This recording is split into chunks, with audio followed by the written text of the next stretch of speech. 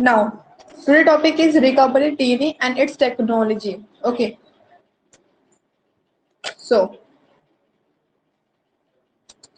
अगर हम देखें तो 1972 में बायोर और फिनोम जो नाम के साइंटिस्ट हैं, ठीक है, इन लोगों ने क्या किया कि जो रिकम्बिनेंट डीएनए है, अब रिकम्बिनेंट डीएनए आप अच्छे से फैमिलियर हैं इस वर्ड से क्योंकि प्रीवियसली हम इसको पढ़ चुके हैं, ठीक। तो रिकम्बिनेंट डीएनए मतलब होता है रिकम्बाइन, और किसी चीज को री अगर जहां पे आ जाए री और कंबाइन तो इसका मतलब ये हो जाता है कि दो अलग अलग चीजों को एक साथ जोड़ना, ठीक है। क्योंकि री मतलब होता है कि पुनः और कंबाइन मतलब होता है जोड़ना।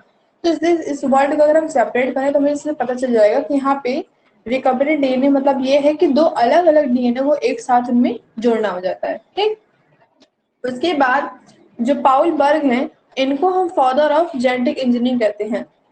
ओके, जो पाउल बर्ग एक साइंटिस्ट हैं उनको हम फादर ऑफ जेनेटिक इंजीनियरिंग कहते हैं। साथ ही साथ यहाँ पे वो उन्होंने क्या काम किया था, उन्होंने बताया था कि जब हम किसी डीएनए की कटिंग करते हैं, जैसे कि हमें अगर डीएनए में चेंजेस चाहिए या फिर अगर जैसे कि ये डीएनए है और इस डीएनए में यहाँ पे कोई खराबी आ गई है, राइट, और खराबी आ गई है और उसको चेंज करना है, तो उसका जो मतलब एरर पार्ट है उस पार्ट को हम कट करवाएंगे और कट करवाने के बाद क्या करेंगे कि उसको हम एक नया जो डीएनए जो फॉरेन डीएनए है उसको लाके उस जगह पे अटैच करेंगे।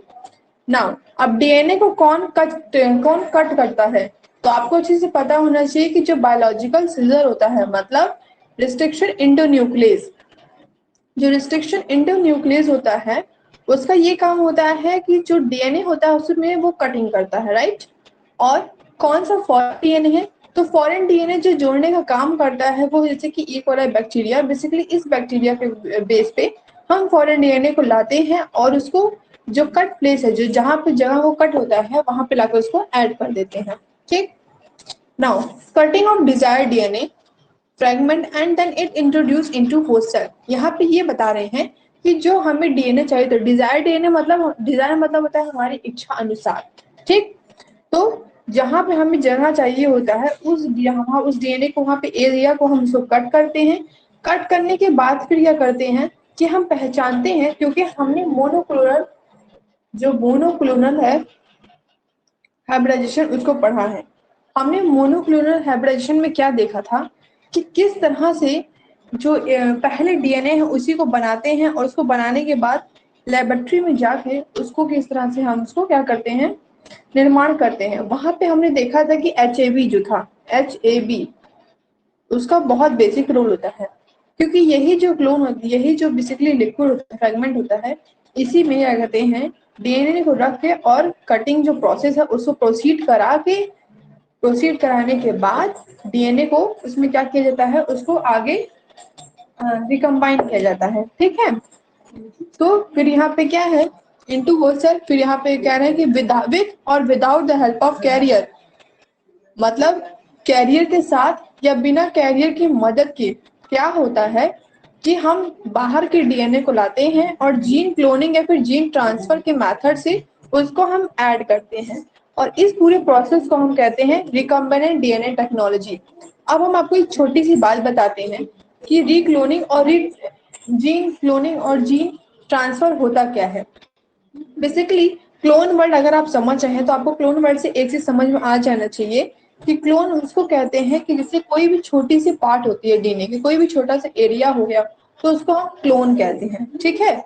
और जीन क्लोन मतलब होता है कि जीन का मतलब जो आपके जीन है जो पेरेंटल जीन होते हैं जो डीएनए का मतलब it is a part of DNA, क्योंकि हमें पता है कि जो डीएनए होता है उसी में जीन्स होते हैं।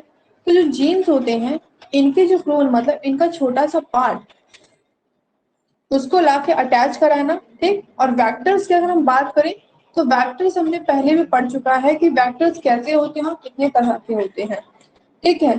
साथ ही साथ हमने जब वेक्टर्स पढ़ा था तो हमने प्लाज्मिड को भी उसमें कैरी किया था। अब हम बात करते हैं जीन ट्रांसफर। तो नाम से आपको समझ में आ गया कि जीन मतलब जेनेटिक्स का ट्रांसफर कराना। इसका मतलब ये है कि अगर कोई डीएनए है कोई फॉरेन डीएनए है उसको हम कहीं ले जाके जो हमको डिजायर डीएनए है वहां पे जोड़ना है, तो इसका मतलब ये है कि हमने इसको जीन को ट्रांसफर कराया। ठीक, ट्रांसफर मतलब क्या होता है कि एक जगह से दूसरी जगह पहुंचाना। ठीक है, नेक्स्ट हम बात करते हैं tools of recombinant DNA technology. अब टूल्स मतलब आप जानते हैं यंत्र होता है, तो वो सारी मेथड, वो सारी चीजें जिसकी वजह से जो रिकम्बिनेंट डीएनए टेक्नोलॉजी है ये काम करती है। ऐसे कौन कौन सी चीजें हैं जो कि इस काम को, रिकम्बिनेंट डीएनए टेक्नोलॉजी को, टेक्नोलॉजी मतलब तकनीकी, डीएनए मतलब आप जानते ही हो, और रिकम्बाइंड मतलब होता है कि जो जो मतलब जो डिजायर्ड जीन है उसको जोड़ने का वो काम करेगी। तो कौन कौन से वो टूल्स हैं जिनसे, जिनकी हेल्प से हम ये काम प्रोसीड कराते हैं। प्रोसीड मतलब उसको हम आगे तक ले जाते हैं। ठीक, तो अगर हम देखें तो यहाँ हम दो देखेंगे कि दो तरह के टूल्स हैं। पहला हम देखेंगे रिस्ट्रिक्शन एंजाइम, दूसरा देखेंगे क्लोनिंग वेक्टर। अब रिस्ट्रिक्शन एंजाइम क्या होता है? अगर हम बात करें रिस्ट्रिक्शन एंजाइम की, तो रिस्ट्रिक्शन एंजाइम बेसिकली देखो, आप क्या देखो रिस्ट्रिक्शन एंजाइम में कि डबल स्टैंडर्ड डीएनए, मतलब जो एस डीएनए होता है। डीएसडीएनए मतलब क्या होता है? जब हम वर्ड यूज करते हैं डीएसडीएनए, तो हम डबल स्टैंडर्ड को शॉर्ट फॉर्म में लिखने के लिए हम यूज करते हैं डीएसडीएनए। ठीक है, क्योंकि हम इसलिए इसको शॉर्ट में लिखते हैं कि हर जगह आप इस तरह से ब्रॉड बेस में नहीं लिखते हो कि the double standard DNA, double standard DNA. So इस वजह से इस टर्मोलॉजी को हम डीएसडीएनए बोलते हैं। यहाँ पे क्या है डीएसडीएनए में, कि अगर हम बात करें डीएसडीएनए की, तो ये जो डीएनए का मॉलिक्यूल होता है, मतलब मॉलिक्यूल मतलब जो टुकड़ा होता है, अणु जो होते हैं, यहाँ पे क्या होता है कि at a specific nucleotide sequence, एक स्पेसिफिक मतलब होता है विशिष्ट, मतलब वो जगह जहाँ पे हमको चेंज कराना है। जैसे कि समझो हमारे पास ये डीएनए है। ठीक, अब हमको क्या कराना है कि हमको ये एरिया है, ये इतनी छोटी सी एरिया है, यहाँ पे हमको चेंज कराना है। तो ये चेंज कैसे कराएंगे? मतलब इसको हम कट करवाएंगे, कट करवाने के बाद अपने डिजायरेबल जीन को, मतलब जो जीन को हमको लेके आना है उसको लाके यहाँ पे ऐड करेंगे। ठीक है, यहाँ पे ऐड करने के बाद उसको यहाँ पे क्या करेंगे, ज्वाइन करवाने का काम करेंगे। तो मतलब ये पूरे कहने का मतलब है कि क्लीव मतलब होता है काटना, तोड़ना, अलग करना। तो जो डबल स्टैंडर्ड डीएनए मॉलिक्यूल्स है उसको हमने एक स्पेसिफिक जगह तोड़ा, जैसे कि जगह है हमको ये हटाना है, जो ये मोटा वाला दिख रहा है इस जगह को हमको हटाना है, तो हमने इसको अलग करवा दिया। तो वो किसकी वजह से, किसके मदद से अलग होता है? तो रिस्ट्रिक्शन साइट की मदद से अलग होता है। ये हम इसके बारे में हमने इसको डीपली पढ़ चुके हैं। अगर हम बात करें रिस्ट्रिक्शन साइट की, तो हम देखते हैं कि जो रिस्ट्रिक्शन साइट होता है, इसका कहने का मतलब ये होता है, रिस्ट्रिक्शन मतलब हटाना, साइड मतलब वो जगह। ठीक, तो अगर हम किसी भी डीएनए मॉलिक्यूल्स को हटा रहे हैं, अपने वो जो एरिया खराब है या फिर जिस एरिया को हमको चेंज कराना है उसको हटा रहे हैं, तो वो कहेंगे रिस्ट्रिक्शन साइट। अब हम बात करें रिस्ट्रिक्शन एंजाइम, तो ये जो एंजाइम होता है कितने तरह के होते हैं रिस्ट्रिक्शन एंजाइम? तो हमको पता है कि रिस्ट्रिक्शन एंजाइम दो तरह के होते हैं, एक एंडोन्यूक्लियस होता है और एक एक्सोन्यूक्लियस होता है। अगर हम बात करें एंडोन्यूक्लियस और एक्सोन्यूक्लियस, तो बेसिकली हम देखते हैं कि जो हमारा एंडोन्यूक्लियस है ये बहुत ही ज्यादा इसका मेजर रोल होता है। साथ ही साथ हम ये भी जानते हैं कि एंडोन्यूक्लियस को हम बायोलॉजिकल सिजर भी कहते हैं। ठीक, क्योंकि एंडोन्यूक्लियस जो होता है वो क्या काम करता है कि डीएनए को करने के बाद, डीएनए की कटिंग कराने के बाद वो उसको जोड़ने का भी काम करता है। ओके, नाउ अब हम इसके बारे में थोड़ा सा पढ़ लेते हैं। तो हम देखते हैं एंडोन्यूक्लियस क्या है, specific base sequence and cleave internal phosphodiester bond. कहने का ये मतलब है कि जो बेस सीक्वेंस है, जैसे कि बेस सीक्वेंस की हम बात करें, फॉर एग्जांपल अगर हम बात करते हैं, लिखा हुआ है ACTG। ठीक, तो ये जो सीक्वेंस है, मतलब ये जो बेस मतलब एक सतह है उस पे जो सीक्वेंस बना हुआ है लगातार, ये डीएनए है, इसका ऐसे सीक्वेंस चलते जा रहा है। तो इस सीक्वेंस को क्या करेगा, ये तोड़ता है। ये हमने तोड़ने का भी आपको बताया था। और कहाँ भी जो होता है कि आपको अच्छे से पता होना चाहिए कि जो हमारा डीएनए है उसकी जो मैन्युफैक्चरिंग है, अगर हम स्ट्रक्चर ऑफ डीएनए जानते हैं तो हमें ये सब समझना थोड़ा सा आसान हो जाता है। अगर हम बात करें स्ट्रक्चर ऑफ डीएनए की, तो आपको अच्छे से पता होना चाहिए कि जो डीएनए है, कि आपका जो डीएनए होता है, ये डीएनए फॉस्फोज, जो फॉस्फेट होता है उसके बॉन्ड से जुड़ा हुआ होता है। फॉस्फेट बॉन्ड जो होता है वो डीएनए को जोड़ने का काम करता है, कुछ इस तरह से होता है। तो हम क्या कराते हैं कि डीएनए के अंदर नहीं, डीएनए को नहीं करते हैं, डीएनए को अलग करने के लिए हम ये जो फॉस्फेट बॉन्ड है इसी को हम यहाँ पे तोड़ देते हैं। यहाँ से इसको तोड़ेंगे और यहाँ से मानो कनेक्ट है, फिर से एक टुप्पी यहाँ पे कनेक्ट है तो इसको यहाँ से तोड़ देंगे। तो हम क्या करते हैं कि ऐसे ही हमारे डीएनए क्या हो जाएगा, ये अलग हो जाएगा। ठीक, अब हम क्या करते हैं कि यहीं पे जो एक फॉस्फेट बॉन्ड हमने यहाँ तोड़ दिया, अब तोड़ने के बाद ये डीएनए क्या होगा, ये अलग हो गया। क्योंकि आपको पता होना चाहिए कि हमारे डीएनए में पता नहीं कितने सारे, बहुत सारे, हाँ, मतलब मिलियन बिलियन वो होते हैं, सिर्फ कॉम्बिनेशन होते हैं। यहाँ तक कि ये कहा जाता है कि अगर हम अपने डीएनए को इलोंग करें, मतलब उसको स्टिच करके, उसको तान के लंबा करके देखें, तो वो मून तक चला जाएगा, इतना बड़ा डीएनए होता है, उसकी साइज इतनी होती है। और फिर क्या कहते हैं, उसको इतना ज्यादा कंबाइन करके वो हमारे अंदर होता है कि जिसका हम अंदाजा भी नहीं लगा सकते। ठीक है, तो अगर उसमें एक छोटी सी जगह को हम तोड़ देते हैं, तो उस जगह को तोड़ने के बाद वहीं पे ये चीज, जैसे मानो रहता है डीएनए, ठीक है, डीएनए जो सर्कल हम देखते हैं बार बार, तो ऐसे ही रहता है। और मानो हमने यहाँ से तोड़ दिया, अब तोड़ने के बाद क्या हुआ कि हमारी खराब एरिया था, इसको खराब था, इसको हमने तोड़ दिया। अब तोड़ने के बाद जो फॉरेन डीएनए आता है, मतलब फॉरेन डीएनए मतलब तो जो बाहर से डीएनए लाते हैं उसको हम बोलते हैं फॉरेन। जैसे कि हमारे कंट्री के अलावा कहीं बाहर से लोग आते हैं तो हम कहते हैं ना फॉरेन्स आए हैं। तो सेम उसी तरह हमारी बॉडी के अलावा अगर दूसरी बॉडी से फिर कहते हैं दूसरी जगह से वो डीएनए आता है तो हम कहते हैं उसको फॉरेन डीएनए। ठीक, उस डीएनए को ला के हम क्या करते हैं, फिर यहाँ पे इसको जोड़ देते हैं। अब हम और देखें तो यहाँ पे हम देखते हैं कि वो डीएनए मॉलिक्यूल्स, मतलब यहाँ पे खूब सारे डीएनए होंगे तो उनके मॉलिक्यूल्स के साथ क्या होता है, ये जुड़ा रहता है। अब हम बात करते हैं कुछ एंडोन्यूक्लियस की। तो आपने काफी सारे एंडोन्यूक्लियस देखे हैं, अगर हम उनमें से कुछ की एग्जांपल की बात करें तो हिंड 3, हिंड 3 है, आप उसके नाम से भी फैमिलियर होंगे, फिर इको आर आई एक्सेट्रा। ठीक है, अब हम बात करते हैं एक्सोन्यूक्लियस। एक्सोन्यूक्लियस क्या होता है कि एक टर्मिनल इंडोन्यूक्लियोटाइड सीक्वेंस होता है। अब आप सोचोगे टर्मिनल मतलब क्या होता है, टर्मिनल मतलब होता है कि सीक्वेंस में नहीं होना। टर्मिनल का मतलब होता है कि कोई भी चीज जो अभी जैसे यहाँ प्रेजेंट है, अब यहाँ से फिर दूसरी जगह प्रेजेंट हो गई। ठीक है, तो टर्मिनल न्यूक्लियोटाइड सीक्वेंस होता है, इसमें कोई सीक्वेंस एकदम बराबर का नहीं होता है। ये क्या होता है, ये डीएनए में, आरएनए में, मॉलिक्यूल्स में कहीं भी होता है। अब हम बात करें इसके डीएनए आरएनए मॉलिक्यूल्स में कहीं, अगर हम डीएनए के स्ट्रक्चर की बात करते हैं, बेसिकली हमको स्ट्रक्चर मेंशन होना चाहिए। तो डीएनए आपका इस तरह से होता है। ठीक, समझे, आपका डीएनए है। तो यहाँ पे क्या है, देखो अगर यहाँ से 3 से स्टार्ट है तो यहाँ पे ये 5 से स्टार्ट होगा, और ये 5 से है तो यहाँ पे 3 से होगा। तो ये जो एक टर्मिनल है, वो टर्मिनल मतलब एक रेखा में, एक नली टाइप में, ठीक है, तो जो एक वे में चल रहा है, ये चाहे तो हम 3 to 5 करें तो 5 to 3 करें, डायरेक्शन में चलता है। तो यहाँ पे इसका यूज होता है। अब एक्सोन्यूक्लियस जो होता है, एक्सोन्यूक्लियस 1, एक्सोन्यूक्लियस 2, एक्सोन्यूक्लियस 3 एक्सेट्रा, काफी सारे एक्सोन्यूक्लियस होते हैं। ठीक,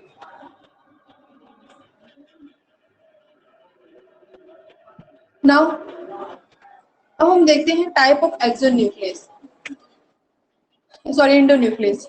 इंडोन्यूक्लियस की हम टाइप्स की बात करें तो हमने ये भी देखा था कि इंडोन्यूक्लियस जो है आपके वो 3 टाइप्स के होते हैं, राइट। नाउ टाइप 1 की हम बात करते हैं। तो टाइप 1 जो है रिस्ट्रिक्शन इंजाइम, देखो टाइप 1 की हम बात करते हैं, ये क्या काम करता है, हमने आपको बताया था कि जो बेसिकली आपका इंडियन न्यूक्लियस है, तो इंडियन न्यूक्लियस का जो टाइप 2 होता है वो हमारे लिए मेजर इंपॉर्टेंट होता है। ठीक, मेजर इंपॉर्टेंट क्यों होता है, क्योंकि हमने ये देखा था कि जो टाइप 2 का इंडियन न्यूक्लियस होता है वो हमारे क्या होते हैं कि हर जगह यूज होता है। उसमें क्या नहीं प्रेजेंट होता है, कमेंट में लिखो क्या नहीं प्रेजेंट होता है। मैं देखूं तो आप लोगों को कितना ज्यादा गेन है अभी तक, आप पढ़ भी रहे थे कि नहीं पढ़ रहे थे, लिखो। टाइप 1 और टाइप 3 में क्या चीज होता है जो टाइप 2 में नहीं होता है, थोड़ा इस कमेंट करो, हम आगे फिर प्रोसीड करें। तो देखो यहाँ पे क्या है कि जो हमारा टाइप 1 है ये क्या काम करता है, cut both stand at non specific location, मतलब ये दोनों स्टैंड को कट कर देता है। जैसे कि 2 स्टैंड होते हैं हमारे डीएनए के, ठीक है, टर्मिनल 1, टर्मिनल 2। अब टर्मिनल 1 क्या है, जैसे कि डीएनए का स्ट्रक्चर होता है, तो कोई एक अगर हम साइड उठाते हैं, ये साइड यहाँ से यहाँ तक जा रहा है, तो ये हमारा टर्मिनल 1 है। ठीक, अब दूसरी साइड उठाएंगे तो क्या हो जाएगा, वो टर्मिनल 2 हो जाएगा। तो ये क्या काम करता है, ये हमारे लिए यूजफुल नहीं होता है, क्योंकि दोनों क्या कर देते हैं, जो हमें नहीं चाहिए होता है, जिसको हम डिसाइड नहीं किए होते हैं, हम जिसको बताएंगे कि यहाँ पे आप इसको लाके कट करो डीएनए को, लेकिन वो वहां पे न जाके दूसरी जगह कट कर देता है। इस वजह से हमारे पास हमारे लिए इंपॉर्टेंट नहीं होता है। आपने लोग ने लिखा नहीं कि ऐसी कौन सी चीज है जो दोनों में प्रेजेंट होती है, टाइप 1 में और टाइप 2 में। हाँ राइट, वेरी गुड। अंकिता ने सही लिखा कि जो मिथिलीन होता है वो टाइप 1 और टाइप 2 दोनों में प्रेजेंट होता है, ठीक, जो कि हमारे लिए इंपॉर्टेंट नहीं होता है। और आपको पता होना चाहिए कि मिथिलीन कहाँ पाया जाता है। तो मिथिलीन जो होता है वो ई कोलाई बैक्टीरियम पाया जाता है। इस वजह से जो इंटरन्यूक्लियस है वो कभी भी ई कोलाई बैक्टीरिया को कट नहीं कर सकता, सॉरी टीएमवी में भी पाया जाता है, ठीक है, टीएमवी इसमें भी आपका पाया जाता है। इस वजह से ये क्या होता है, अब इसके मतलब ऐसा क्या इसमें क्वालिटी हो जाती है मिथिलीन, चलो ठीक है मिथिलीन प्रेजेंट है, नहीं कट कर सकता है, लेकिन ऐसा गुण कौन सा है जो नहीं किसी नहीं कर सकता है। ऐसा इसलिए इसमें गुण है क्योंकि इसके पास खुद का एक ऐसा बायोलॉजिकल सीजर है, खुद का इसका एक एंडोन्यूक्लियस इसके पास है, जो कि इसको बाहरी से प्रोटेक्ट करने में हेल्प करता है, एज वेल एज क्या काम करता है कि खुद वो उसको कट कर सकता है, उसके सिवा उसको कोई नहीं कट कर सकता। इस वजह से जो एंडोन्यूक्लियस है वो कभी भी मिथिलेशन को कभी भी टच नहीं कर सकता है। वो और ये जो आपका टीएमवी है, इन दोनों का कोई भी रोल नहीं है, ये दोनों एक दूसरे से दूर भागते हैं, ठीक।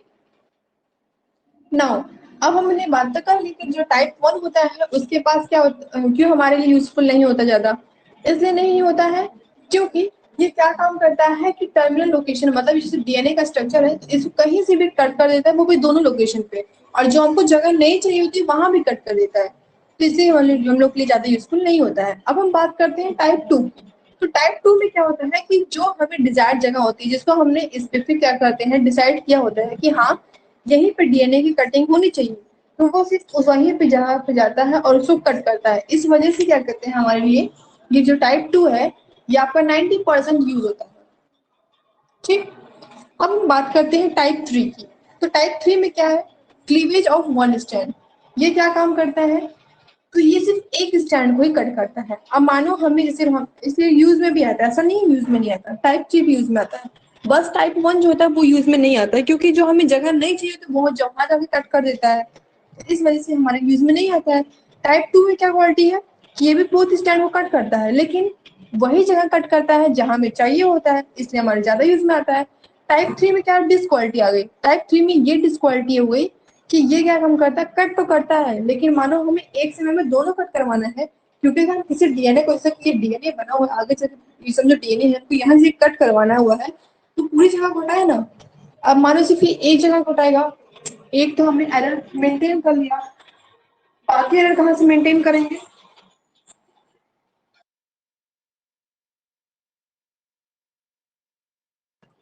ठीक है, तो ये क्या कम करेगा कि एक जगह तो कट कर लिया, लेकिन बाकी जगह हम कहाँ से कट करवाएंगे। तो इस वजह से जो टाइप 3 भी है ये भी हमारे कम यूज में, तो सबसे ज्यादा यूज में हमारा क्या आता है, टाइप 2, ठीक है, इंपॉर्टेंट भी टाइप 2 होता है। नाउ अब हम आगे चले, आगे की बात करें तो ये देखो ये आपने पढ़ा था, ठीक है, जब आप पहले ड्रोम पढ़ रहे थे तो आपने इसमें देखा था, आपने क्या देखा था इसमें डियर, कि ये सारे डायग्राम देखे थे कि कैसे स्टिकी होते हैं, एंड होता है, ब्लड एंड क्या होता है। तो हम बात करें स्टिकी एंड और ब्लड एंड की, तो यहाँ पे हम देखते हैं कि जैसे कि ये डायग्राम है, ठीक, इसको ये अलग है यहाँ से, इसको डायग्राम इसलिए इंपॉर्टेंट होता है क्योंकि एग्जाम में आपको आता है, और ये मैं आपको क्वेश्चन नहीं करा रही हूँ कि एग्जाम में कौन सा क्वेश्चन आएगा आपका, ये डायरेक्ट एक क्वेश्चन उठता है, ठीक। तो इसमें देखो क्या होता है कि कोई भी रिओर्गनाइज साइड है, मतलब वो साइड जहाँ पे हमको कट मारना है, और ये क्या है, प्रोडक्ट ऑफ क्लीवेज, मतलब जो कटा हुआ साइड है उसका जो प्रोडक्ट, मतलब जो कट होके निकला है बाहर, ठीक है। तो अगर हम बात करें तो ये अगर आपको लग रहा हो कि सारे के सारे जो है ना फॉस्फेट से जुड़े होते हैं, ठीक है, जो आपका डीएनए होता है वो किससे लिंक होता है, तो phosphate bond, phosphate digester bond से आपका वो लिंक होता है। जब आप न्यूक्लियोटाइड में आपको पढ़ाऊंगी, न्यूक्लियोटाइड सी डीएनए वाला, तो उस समय आपको ये बहुत स्पेसिफिकली मैं क्या करूंगी, उसको डिटेल में जाना पड़ेगा, क्योंकि वहां पे आपको डीएनए का एक एक डायग्राम देखना होगा, कौन से किस तरह से बॉन्ड से जुड़ा हुआ है, वो जब कट हो रहा है तो कौन सा बॉन्ड कट हो रहा है, कौन सा बॉन्ड नहीं कट हो रहा, ये सब देखना होगा। ठीक, देखो यहाँ पे क्या है, अब हम बात करते हैं इसकी। तो यहाँ पे समझो जो जी जी है, जी कोड है, जी कोड को हमने कट किया और यहाँ से भी जी कोड को हमने कट किया। अब ये आगे चल के क्या होगा कि जो जी जी कोड है वो आगे चल के यहाँ से अलग हो जाएगा। ठीक, यहाँ पे देखो जी कोड नहीं है, यहाँ भी जी कोड नहीं है। ठीक, इसको क्या है, ये स्टिकी है, यहाँ पे सिर्फ एक हटता है। स्टिकी में आप देखना, कभी आप सोचोगे अरे यार स्टिकी और ब्लंट एक ही जैसा तो है, अंतर कैसे पता करेंगे? तो अंतर हम इसलिए पता करते हैं कि जो स्टिकी होता है, स्टिकी में सिर्फ एक कोड हटता है। एक कोड मतलब वो, वैसे जेनेटिक कोड तो 3 एक साथ लेके चलते हैं, लेकिन एक कोड का सिर्फ एक यूनिट हटता है। ठीक है, सिर्फ एक यूनिट हटता है। और वही हम बात करें ब्लंड की, तो ब्लंड में क्या होता है कि एक जेनेटिक कोड हटता है। आपको पता होना चाहिए कि एक जेनेटिक कोड के पास 3 यूनिट्स होते हैं। ठीक है, इस वजह से जो ब्लंड होता है जब ये हटता है तो एक साथ 3 लेके हटता है, और जो स्टिकी होता है वो एक समय में एक लेके हटता है। ठीक, ये दोनों में मेजर डिफरेंस है जो कि बेसिकली क्लियर रहना चाहिए, अदरवाइज आगे कंफ्यूजन बहुत ज्यादा इसमें क्रिएट हो जाती है एग्जाम टाइम में। फिर अब हम नेक्स्ट बात करते हैं। तो बेसिकली जो साइकिल पूरी चलती है जेनेटिक इंजीनियरिंग के फेज में, इसको इस साइकिल को हम बोलते हैं लैक्टिक साइकिल। ठीक, जो लैक्टिक साइकिल होता है, इस साइकिल को हम जेनेटिक इंजीनियरिंग में बहुत यूज करते हैं, क्योंकि इसी साइकिल के बेस पे क्या होता है कि जीन का कंबाइन होना, जीन का हटना, और फिर जीन का मैनिपुलेट होना, ये सब चीज चलता रहता है। ठीक, अब हम बात करते हैं इलेक्ट्रोफोर्सेस। इलेक्ट्रोफोर्सेस क्या है? Cutting of DNA by restriction into nucleus, मतलब जब डीएनए की कटिंग होती है वो भी किससे, रिस्ट्रिक्शन इनटू न्यूक्लियस। अब आपको पता है, अगर आपको देखो अब बहुत कंफ्यूजन होती है कि कैसे हम याद करेंगे। कभी कभी क्या होता है माइंड से ना, हम जब थोड़ा सा हमारा सिर भारी होता है या फिर हमें कुछ समझ में नहीं आता, तो हमें बहुत छोटे छोटे वर्ड भी समझ में नहीं आते 4-5 बार पढ़ने के बाद भी। तो उस टर्म में आप क्या करना है, एक चीज बस अपने माइंड में बना के रखो कि रिस्ट्रिक्शन इंडो न्यूक्लियस को हम बायोलॉजिकल सीजर भी कहते हैं, बीएस। अब बायोलॉजिकल सीजर क्या होता है कि जो डीएनए को कट करने का काम करे। ठीक, तो इलेक्ट्रोफोर्सेस के टाइम क्या होता है कि यहाँ पे डीएनए की कटिंग होती है, वो भी किससे होती है, बायोलॉजिकल सीजर से होती है। और रिजल्ट में हम क्या पाते हैं, अब स्वाभाविक सी बात है, अगर कोई चीज है जैसे कि समझो एक यहाँ पे हमारे पास ये क्या है, वायर है।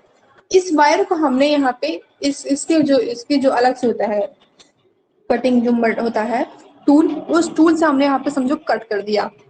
अब हम किसी भी चीज को थोड़ा थोड़ा कट करते जाएंगे तो वो क्या हो जाएगा, छोटे छोटे टुकड़े में हो जाएगा ना डिवाइड। तो सेम उसी तरह इलेक्ट्रोफोर्सेस में क्या होता है कि जो डीएनए होता है बायोलॉजिकल सीजर से वो कट होता है, और रिजल्ट में हमको परिणाम में हमको ये मिलता है कि जो डीएनए का छोटे टुकड़े हैं वो बाहर आते हैं। ठीक, फ्रेगमेंट ऑफ डीएनए, फ्रेगमेंट मतलब क्या होता है, किसी भी चीज का छोटा सा टुकड़ा। Their fragments are separated by technique. It is known as jet electrophoresis. इसका जो फ्रेगमेंट होता है, अब जैसे कट तो हो गया, फ्रेगमेंट तो हो गया। अब जिस तरह से समझिए तार थी, इसलिए कट हुई, और कट होने के बाद अब ऐसा तो नहीं है कि अपने आप अलग हो जाएगी, कट होके रखा हुआ है। अब आप इसको उठाएंगे, अलग करेंगे ना, तो सेम उसी तरह जब इस फ्रेगमेंट को, डीएनए के टुकड़े को हम अलग करते हैं, सेपरेट करते हैं, तो उस तकनीक को, उस तरीके को हम क्या बोलते हैं, जेट इलेक्ट्रोफोरेसिस। जिस तरह से हमने इस तार को कट किया और तार को कट करने के बाद इसको हटा के हमने अलग रखा, तो इस तरीके को क्या बोलेंगे, इस तरीके को हमने बोलेंगे तार कट गया। ठीक है, अब इसको आप अलग करके यूज कर लोगे। तो सिर्फ एक कटिंग ऑफ वायर यहाँ पे टेक्निक यूज हुई, लेकिन इस समय जब डीएनए कट होके बायोलॉजिकल सीजर से डीएनए कट हुआ और जो वो टुकड़ा बाहर निकला, उस तकनीक को, उस पूरी प्रक्रिया को हम बोलते हैं जेल इलेक्ट्रोफोरेसिस। ठीक, बेसिकली क्या होता है कि जो जेल इलेक्ट्रोफोरेसिस है, कभी कभी आपके ऐसे नॉर्मल आपसे क्वेश्चन अराइज हो जाता है, टीचर ने पूछ लिया व्हाट इज जेल इलेक्ट्रोफोरेसिस, तो समझो अगर आपको कुछ भी नहीं याद आ रहा है एग्जाम में, क्या बताएं, हमको नहीं याद रहा जेल इलेक्ट्रोफोरेसिस, हम कैसे बताएंगे, बिल्कुल भी घबराओ मत, डायरेक्ट बता दो, cutting of DNA by restriction endonuclease और बायोलॉजिकल सीजर, मतलब डीएनए की कटिंग हो रही है बायोलॉजिकल सीजर से, और क्या कहते हैं जो रिजल्ट है, मतलब जो फ्रेगमेंट डीएनए का है वो अलग होता है, कौन से जो अलग होने का तरीका होता है, जो टुकड़े को, जो डीएनए का टुकड़ा उसको जो अलग करते हैं, तो उसी प्रक्रिया को हम बोलते हैं जेल इलेक्ट्रोफोरेसिस। ठीक, इसके काफी सारे आपको डेफिनेशन मिल जाएंगे, पर वो सारे डेफिनेशन बहुत ज्यादा ही इलोबरेट होते हैं, जो कि कभी कभी समझ नहीं आते हैं। ठीक है, तो बेसिकली जेल इलेक्ट्रोफोरेसिस इतनी छोटी सी चीज होती है, जिसका पता नहीं कितना बड़ा बड़ा वो होता है, डेफिनेशन होता है। अब हम बात करते हैं क्लोनिंग वेक्टर की। क्लोनिंग वेक्टर, इसको आप बेसिकली पढ़ चुके हैं, मैं आपको बता चुकी हूँ क्लोनिंग वेक्टर के बारे में। क्लोनिंग वेक्टर मतलब, क्लोन मतलब क्या होता है, वो चीजें जो चीज जुड़ती हैं, और वेक्टर मतलब जो जोड़ता है, मतलब जुड़ने वाली चीज और जो जोड़ने वाला है वो। ठीक, तो उसको हम बोलते हैं क्लोनिंग वेक्टर। अब हम बात करते हैं आगे, प्रोसीड देखते हैं, तो हम देखेंगे कि amplify single molecules of DNA into many copies. कहने का ये मतलब है कि एक डीएनए का एक छोटा सा मॉलिक्यूल्स। अब आप देखो, अगर आप सोचो कि आपको नहीं समझ में आएगा कैसे छोटा सा मॉलिक्यूल, क्लोनिंग वेक्टर तक आपको याद ना आ रहा हो, तो लास्ट जब मैं क्लास ओवर कर रही थी, या फिर जब मैंने क्लास थोड़ा दिन के लिए बंद कर दिया था, तो आपको पता होना चाहिए कि क्लोनिंग वेक्टर में आपको जब पढ़ा रही थी, तो क्लास ओवर करते पहले मैंने आपको पढ़ाया था मोनोक्लोनल हाइब्रिडेशन। सबको याद है कि नहीं? मोनोक्लोनल हाइब्रिडेशन मैंने पढ़ाया था, तो आपको उसमें आपने क्या स्टडी किया था? उसमें आपने ये स्टडी किया था कि किस तरह से एक छोटे से डीएनए से कितने सारे डीएनए बन रहे थे। ठीक, तो वही ये बता रहा है कि जब एक सिंगल मॉलिक्यूल डीएनए का, एक सिंगल मॉलिक्यूल, एक छोटे से टुकड़े के डीएनए से उसकी कई सारी कॉपीज का बनना, और कॉपीज कैसे बनती है डीएनए आपको ये पता होना चाहिए।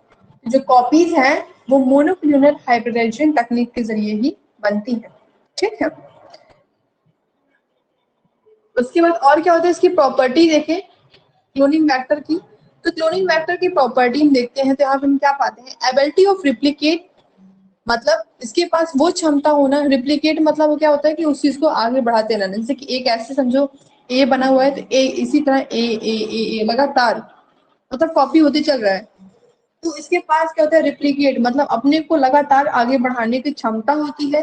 साथ ही साथ इसमें क्या होती है क्लोनिंग फैक्टर की प्रॉपर्टी, तो क्लोनिंग फैक्टर के जो गुण होते हैं ये होते हैं कि इसमें हम सिलेक्टेबल मार्कर यूज करते हैं। अब व्हाट इज सिलेक्टेबल मार्कर? तो सिलेक्टेबल मार्कर डियर वो होता है, वो मार्कर होता है, कोई समझो नहीं कि ये ऐसे मार्कर उठा रहे, पेंसिल से लाइन ड्रॉ कर दिए, ऐसा मार्कर नहीं होता है। कि ये एक तरह का ऐसा मतलब ऐसा साइड होता है कि इस साइड को हम क्या करते हैं, इसको यूज करते हैं, और क्या करते हैं कि जो फॉरेन डीएनए आता है आपको, जो ई कोलाई के साथ, ई कोलाई बैक्टीरिया के साथ जो बाहर का डीएनए आता है, उस डीएनए को उठा के इस मार्कर के जरिए, समझिए एक तरह से इस डीएनए को उठा के दूसरे डीएनए में जोड़ता है जो, तो वो जब जोड़ने वाली प्रक्रिया चलती है, तो उसके बीच में इस चीज को हम यूज करते हैं। सिलेक्टेबल मार्कर में हम बात करें तो काफी तरह के मार्कर हैं, जैसे कि आपने ये चीज देखा होगा, एएमपी। ठीक, एएमपी, उसके बाद फिर आप देखे होंगे टेट। तो ये सब क्या है, आपके सिलेक्टेबल मार्कर हैं। फिर अगर आप ये भी नहीं देखे तो आपने ये देखा होगा ओआरआई, ओरिजिन ऑफ रेप्लिकेशन। ठीक है, याद आ रहा है कुछ? तो जब आपको ये सब चीजें आ रही है याद, तो आप समझ लो यही सब जो चीजें हैं, ये सब चीज क्या है, ये सिलेक्टेबल मार्कर्स हैं। ठीक, अब और क्या देखेंगे, इसके पास और क्या कैपेसिटी होती है, gene of interest. Gene of interest क्या होता है, जीओआई जो होता है कि कौन सा जीन हमको चाहिए और कौन से जीन को हमको लेना है, तो वहां पे ये यूज होता है, क्लोनिंग वेक्टर यूज करता है काम। Minimum amount of DNA, minimum amount of DNA क्या होता है बेसिकली कि, क्योंकि अगर हम डीएनए कोई डीएनए ले रहे हैं तो ऐसा नहीं, क्योंकि आपको पता है कि अगर आप डीएनए को थोड़ा सा इलेबोरेट करोगे, थोड़ा सा फैलाओगे, विस्तार करोगे उसका, तो आप देखोगे वो बहुत बड़ा है। थोड़ी सी मात्रा का डीएनए लेने में ये हेल्प करता है। ठीक, क्लोनिंग वेक्टर की सब प्रॉपर्टी, सब गुण है उसके। अब हम बात करते हैं टाइप ऑफ क्लोनिंग वेक्टर। तो क्लोनिंग वेक्टर बेसिकली आपको 4 टाइप में डिवाइड। ठीक, अब ये जो 4 टाइप है आप देखो, तो इसमें क्या है कि बैक्टीरियल प्लाज्मिड, जिसका जो बेस पेयर है, बीपी मतलब होता है बेस पेयर, जिसका जो बेस पेयर है वो 6+2 है। आप सोच रहे हो कि बेस पेयर की क्या जरूरत है याद करने की, तो डियर बेस पेयर याद करना बहुत ज्यादा जरूरी है। इसलिए जरूरी है क्योंकि जो ये बेस पेयर है आपको आगे समझने के लिए, आगे किसी भी चीज को प्रोसीड करने के लिए बहुत अहम रोल करता है प्ले। इससे आपको ये भी पता है, क्योंकि कभी कभी क्वेश्चन आ जाता है कि ऐसा कौन सा वेक्टर का टाइप है, ऐसा कौन सा वेक्टर है जिसका जो बेस पेयर सबसे छोटा है। अगर ये क्वेश्चन आ गया या फिर आपसे वाइवा में कर लिया गया, अदरवाइज आपसे वन वर्ड में आ गया, आपको पता ही नहीं है, तो आपको तो फिर समझो पढ़ना बेकार ही हो गया। इस वजह से बेस पेयर इंपॉर्टेंट होता है, क्योंकि क्वेश्चन अराइज रहता है कि सबसे ज्यादा छोटा बेस पेयर किसका है। ठीक, तो आपको पता हो, इसलिए बेस पेयर पता नहीं चाहिए। तो आपको देखो सबसे छोटा किसका बेस पेयर है, बैक्टीरियल प्लाज्मिड। इसका जो बेस पेयर है 6+2 होता है। फिर बैक्टीरियोफाज, इसका बेस पेयर 25 होता है, कॉस्मिक 35, और जो आपका ईस्ट आर्टिफिशियल क्रोमोसोम है, इसका बेस पेयर सबसे ज्यादा होता है। ठीक, 200 to 1000 इतना इसका बेस पेयर होता है। तो ये क्या हो गए हमारे, ये हमारे हो गए वेक्टर। हमने क्या देखा कि हमने देखा कि जो बैक्टीरिया है, वेक्टर है, उसकी 4 टाइप है। पहला है प्लाज्मिड। ठीक, आप इसको बैक्टीरिया प्लाज्मिड नहीं बोलोगे तभी भी चलेगा। अब बताओ, प्लाज्मिड जो है आपको ये हो गया। अब आपको अच्छे से याद होना चाहिए कि मैंने टाइप ऑफ प्लाज्मिड भी आपको पढ़ाया है। ठीक, F plasmid, R plasmid, CL plasmid, इसे पढ़ाया है मैंने। एफ प्लाज्मिड क्या होता है, एफ जो होता है फर्टिलिटी रेट को शो करता है, आर जो होता है रेप्लिकेशन को, और सी जो होता है, सीएल जो होता है क्लोन को देखता है। ठीक, तो जो सबसे छोटा होता है वेक्टर वो होता है प्लाज्मिड वेक्टर। उसके बाद जो होता है बैक्टीरियोफाज वेक्टर आता है, फिर कॉस्मिक वेक्टर आता है, उसके बाद YAC आता है। इसको YAC भी बोलते हैं, जरूरी नहीं है तब बोलो। ठीक है, YAC आता है, ईस्ट आर्टिफिशियल क्रोमोसोम। ठीक, पता नहीं समझ में आ रहा है। नाउ अब हम किसको उठाएंगे, अब हम उठाते हैं बैक्टीरियल प्लाज्मिड को। ओके, तो बैक्टीरियल प्लाज्मिड, चलो रहने दो बैक्टीरियल प्लाज्मिड, यहाँ तक बस आपको देखो, यहाँ तक देखो। ठीक है, टाइप्स ऑफ वेक्टर तक देखो।